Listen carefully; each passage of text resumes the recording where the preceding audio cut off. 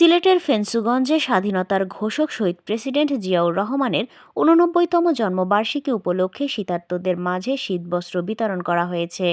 ফেঞ্চুগঞ্জ প্রতিনিধি মোহাম্মদ দুলাল মিয়া জানান, রবিবার উপজেলার স্থানীয় বিয়ালী বাজারে এই শীতবস্ত্র ও কম্বল বিতরণ করা হয়। এ সময় প্রধান অতিথি হিসেবে বক্তব্য রাখেন সিলেট জেলা স্বেচ্ছাসেবক দলের আহ্বায়ক, ছাত্রদল কেন্দ্রীয় সংসদের সাবেক সহসভাপতি, সিলেট জেলা বিএনপির সাবেক সাংগঠনিক সম্পাদক আব্দুল আহাদ খান জামাল, উপজেলা বিএনপির সাধারণ সম্পাদক তসলিম আহমেদ নেহার সভাপতিত্বে ও স্বেচ্ছাসেবক দলের আহ্বায়ক জাহাঙ্গীর হোসেনের পরিচালনায় বিশেষ অতিথি হিসেবে বক্তব্য রাখেন সৌদি আরব প্রাদেশিক বিএনপির সভাপতি জাকারিয়া আরেফিন ফয়সল, উপজেলা বিএনপির সিনিয়র সহসভাপতি মঈনুদ্দিন, উপজেলা বিএনপির যুগ্ম সাধারণ সম্পাদক মোয়াজ্জেম হোসেন শাহেদ, যুগ্ম সাধারণ সম্পাদক সাইফুল ইসলাম ছোটন, সাংগঠনিক সম্পাদক হাকিম উদ্দিন কয়সর, উপজেলা স্বেচ্ছাসেবক দলের সিনিয়র যুগ্ম আহ্বায়ক সাইফুল ইসলাম মিন্টু, উপজেলা স্বেচ্ছাসেবক দলের সিনিয়র যুগ্ম আহ্বায়ক সাইফুল ইসলাম মিঠু, যুগ্ম আহ্বায়ক মনিরুজ্জামান চৌধুরী রাসেল, আবদুল্লাহ আল মামুন, আক্তার হোসেন ময়না, ওয়ালিদ আহমেদ সেন্টু ও শেখ মামুন,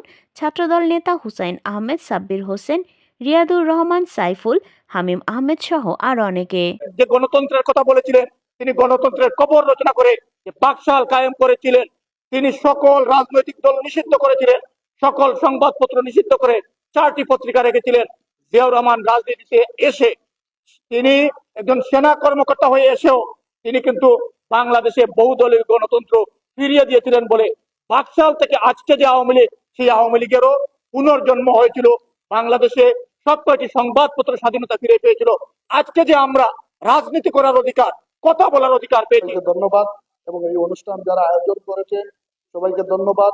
বিশেষ করে আপনারা আমাদের নেত্রী দেশনেত্রী বেগম খালেদা জিয়ার জন্য দোয়া করবেন এবং আপনারা ইয়ার আদর্শের সৈনিক হওয়ার চেষ্টা করবেন। বিএনপি আদর্শ সম্পর্কে, বিএনপির 19 দফা সম্পর্কে এবং তারেক রহমানের 31 দফা সম্পর্কে আপনারা একটু লেখাপড়া করবেন। এটা নিয়ে আপনারা বোঝার চিন্তা করবেন, দেশের একজন সুনাগরিক হওয়ার চেষ্টা করবেন। এই প্রত্যয় আমি আপনাদের কাছে আহ্বান রেখে আমার সংক্ষিপ্ত বক্তব্য এখানে শেষ করছি। খুদা হাফেজ। বাংলাদেশ জিন্দাবাদ। মরহুম শহীদ প্রেসিডেন্ট জিয়াউর রহমানের জন্মবার্ষিকী উপলক্ষে আজকের এই উপস্থিত সভার সম্মানিত সভাপতি, প্রধান অতিথি হিসাবে উপস্থিত আছেন ফেঞ্চুগঞ্জের কৃতি সন্তান। অনেক অনেক ষড়যন্ত্র চলতেছে, এইগুলো আমরা মোকাবিলা করে চলতে হবে। পরিশেষে আমি সবাইকে আজকে এই সুন্দর মহতী জিয়াউর রহমানের 89তম জন্মবার্ষিকী উপলক্ষে আজকে ফেঞ্চুগঞ্জ উপজেলা বিএনপি অঙ্গ সহযোগী সংগঠনের উদ্যোগে আজকে অসহায় দরিদ্রদের মাঝে শীতবস্ত্র বিতরণ আজকের অনুষ্ঠানের সম্মানিত সভাপতি, সম্মানিত প্রধান অতিথি বৃন্দ এবং বিশেষ অতিথিবৃন্দ সহ আজকে যারা উপস্থিত আছেন, এখানে সময় যেহেতু কম সেই জন্য আমরা বক্তব্য দীর্ঘায়িত করবো না।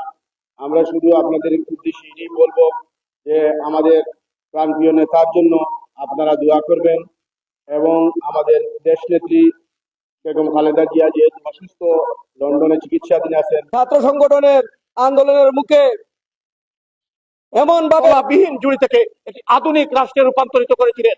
মাত্র 45 বছর বয়সে ভারতীয় তাবেদারদের ইন্ধনে যদি জিয়াউর রহমান শাহাদাত বরণ না করতেন, শহীদ না হতেন, তাহলে আজকে বাংলাদেশ হয়তো মালয়েশিয়ার চাইতেও আরো উন্নত রাষ্ট্রে পরিণত হতে পারত।